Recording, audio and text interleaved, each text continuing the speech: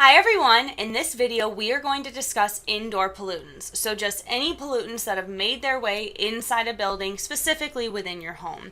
So in order to discuss this, I need to introduce a very quick shorthand notation. And the shorthand notation that I want to show you are just two brackets. So whenever you see these brackets with some kind of molecule inside, so for my example I'm using ozone, all you need to know is that one scientist is trying to tell another scientist something about the concentration of that molecule. So whenever you see brackets, you should be thinking concentration. So I'm using this example because ozone is actually the best example we have for a difference in concentration between indoor and outdoor pollutants. So we have actually learned that inside or indoors, our concentration of ozone is actually 10 to 30% lower than it is outdoors, which is phenomenal. And so we know from previous conversations that we start with one pollutant, NO2, that in the presence of the sun we create monoatomic oxygen, right, and NO, and then we take this monoatomic oxygen, treat it with regular old diatomic oxygen, and we're able to create ozone. So this secondary pollutant really needs to exist in a place where there's sunlight and in a place where it has an initial concentration of N2, but where it has a place where it can actually go through both steps. So this hopefully is a little bit clearer why this concentration is going to be significantly less inside. We don't have much NO2 in our home, and we don't have much sunlight, like direct sunlight in our house,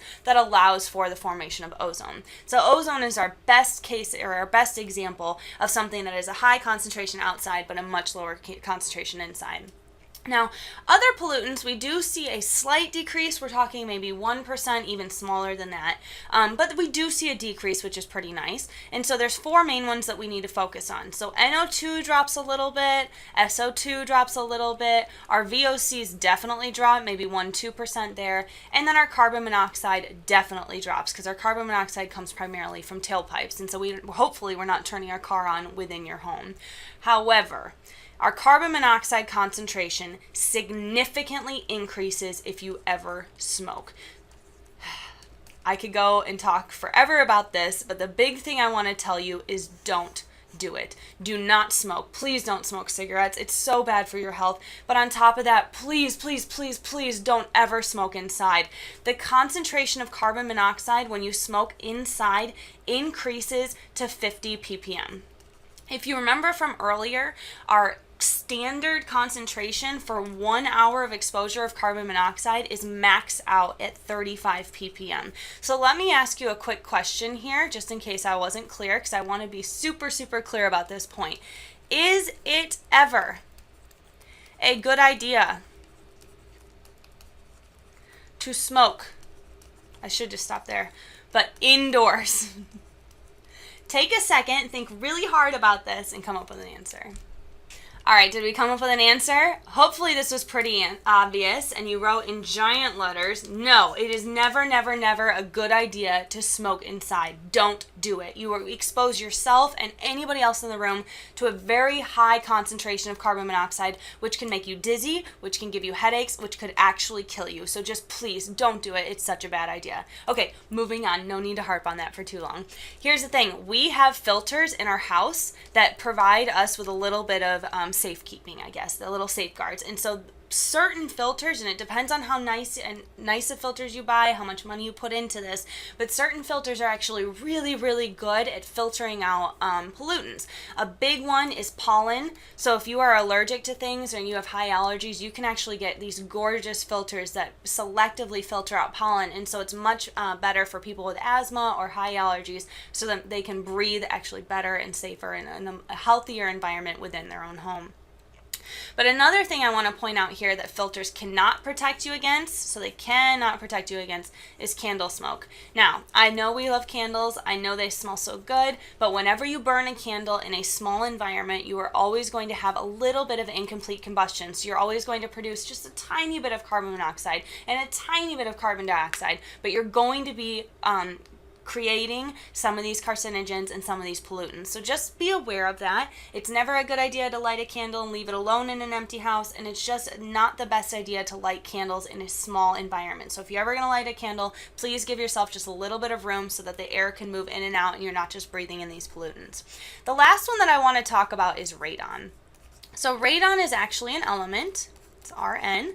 And something that's really cool about radon is it is created from the radioactive decay of uranium. And so we'll talk about nuclear chemistry way later on in the semester, but all I want you to know right now is that uranium can exist down in your basement. Not in high concentrations, so don't freak out, but uranium can exist, and it can definitely radioactively decay to create radon. Now, the problem with radon is that it's going to cause lung cancer, and so you can see in these older homes, like way older homes, people that have basements that are not well ventilated end up having a large concentration of radon, and then these people who live in the home end up having horrible problems with their lungs. Now, a lot of our smoke detectors have carbon monoxide and radon detectors on there, not always, but a lot of them do, and so we're starting to move forward in a place, at least here in the US, where we are finding a way to protect ourselves from these indoor pollutants. The very last thing that I actually want to talk to you about is something that we have control over. So radon, we don't really have control over, it exists, but we do have control over the paints that we use in our home. So there's two things I want to point out. In the olden days, we used to have these additives for paints. And when I'm talking about paints, it's either oil painting in your house or just actually painting the indoor walls of your house, like of a room.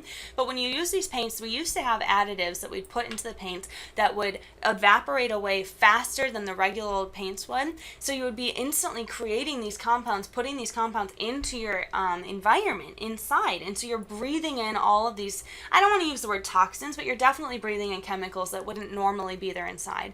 And so now what's happened, because that wasn't very good for us to breathe that in, is we've added these other things into, and they're called coalescents. And so these pieces now, instead of evaporating out to help the paint dry, they actually harden onto the paint faster, and they stay onto the paint, so they're no longer evaporating. So what you can do when you go to buy new paint to paint your house or whatever it is that you're going to be doing, take a look at the can and see what's on there, see what additives are used. If it ever talks about VOCs, probably try to avoid that. You don't want to be adding any more chemicals into a trapped environment where you're not getting fresh air.